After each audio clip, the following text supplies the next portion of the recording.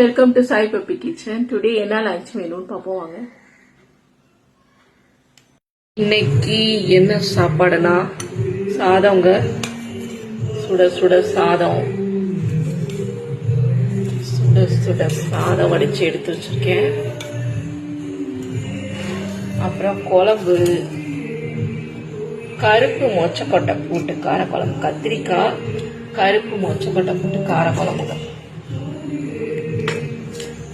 இது லாஸ்டா கருவடகு மாதிரி வெங்காயத்தை நல்லா கருக வறுத்து தாளிச்சு கொட்டுவேன். இந்த குழம்போட ஸ்பெஷலே அதுதான், ரொம்ப நல்லா இருக்கும்.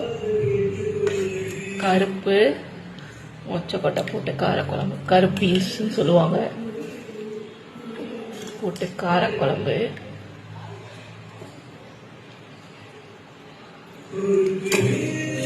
அப்புறம் கூட பக்கோடாங்க, வெங்காய பக்கோடா வச்சுருக்கேன்.